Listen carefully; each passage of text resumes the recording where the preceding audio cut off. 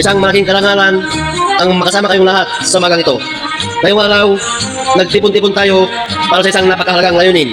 Ang magkakasamang itaas ang ating pambansang watawat bilang pagkumita sa 128 na anibersaryo ng kalayaan ng Pilipinas.